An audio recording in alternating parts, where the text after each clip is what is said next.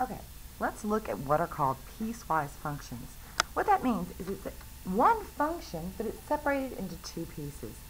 Now in this function, the first portion is following the line y equals 3x plus 2, but only if x is greater than 1. So one way to think about this is what does this line look like anyway? Well, 3x plus 2, that means my y-intercept's at 2, and my slope is up 3, 1, 2, 3, over 1. Up 3, 1, 2, 3, over 1. And so forth. Up 3, 1, 2, 3, and over 1. Now I know that this line should go on forever and ever in both directions, right? That's what a line does. But in a piecewise function, they're telling us that we only want to graph the portion of the line where the x's are greater than 1. Not equal to, just greater than. So I have to look over here. Here's where x equals 1. I'm going to put an open circle. I want everything when x gets bigger, so it's going off to the right. Everything else I don't want, so I'm going to erase. So that is that piece of this function. Now the other piece is following the pattern of the line negative 4x minus 2. So that means it has a y-intercept of negative 2.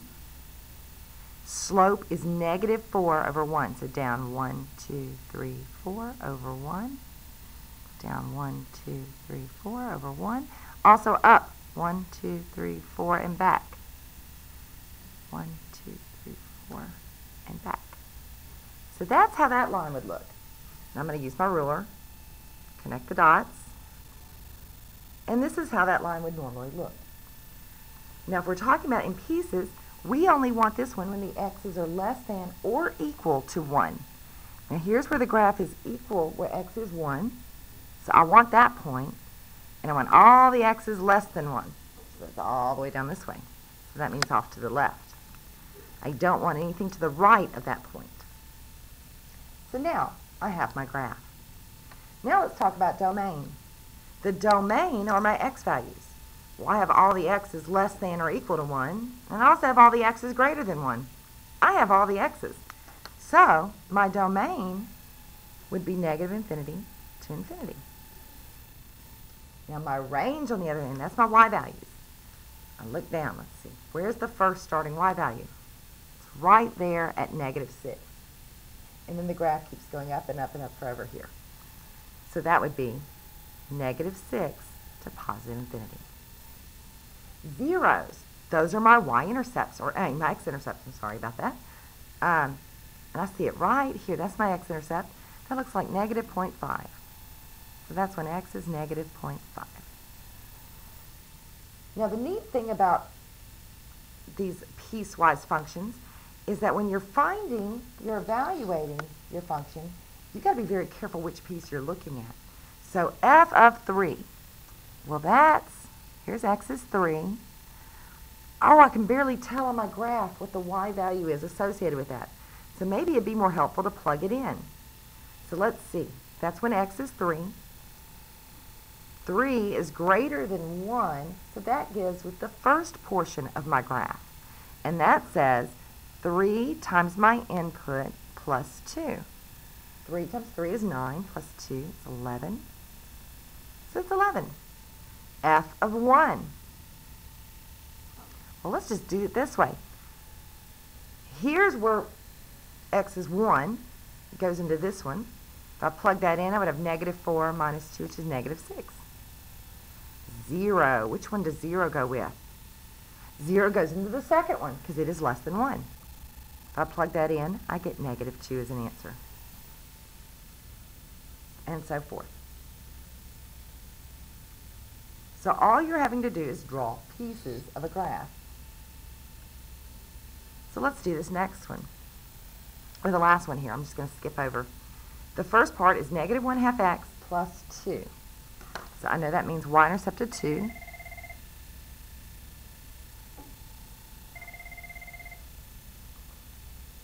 Okay. So 2 is the y-intercept. The slope is negative 1/2, so that's down 1 over 2, down 1 over 2, and so forth. Up 1, back 2. Up 1, back 2. So there's my line. Now again, it would normally keep going on and on forever, right? So here's the light sketch of what it would look like if it went on and on forever. But I don't want forever and ever. It says I only want where the x's are less than -4. So let me find -4. Here's -4. Here's the point where x is -4. Now I only want what's less than that. So I only want this left side. Everything else goes away. Let's go to the next piece. That was an open circle because it didn't say or equal to. The next piece is the line y equals 2.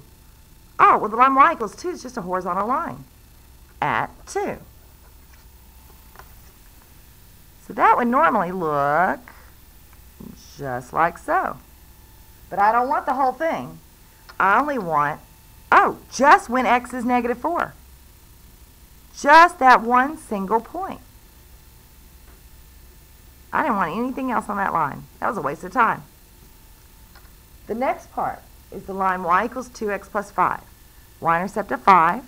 It goes up 2 over 1, up 2 over 1, down 2, back 1, down 2, back 1, and so forth. So this line would normally keep going on and on forever, like so. I don't want the whole line, though. That I want to start it at -4 up until when x equals 1. So here's when x is -4, and that is an open circle. It's not underlined.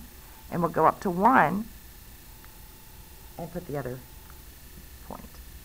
And we want everything in between, but nothing out on the edges, so I need to erase those. Those don't matter. Okay, great. Now the last piece, it just says 7. That means y equals 7. That's the horizontal line, y equals 7. Now I want that from when x is 1 and greater. So I'm going to save myself a little bit of time, and you don't have to graph the whole line if you don't need to. Starts here and keeps going. And that point is solid. Now my domain, again, even though this is split up, we're covering all the x's, so the domain is -infinity to infinity. The range, I do have a low point. I don't have a high point because that one keeps going up and up and up. My low point is at -4, but it's not equal to, that's an open circle. So that's -4 to infinity. Zeros are my x-intercepts. Looks like -2.5. And then if I were going to find these, h of -4. Okay, -4 was here. Ooh, that was that one single point. That's 2. H of 0. When x is 0. Ooh, I can see these. That's great. H of 12. Oh, my graph doesn't go that far. So I look back and see which piece 12 would go in. 12 would go in the bottom one. And it says my output's just 7. So that's how you can work with piecewise functions.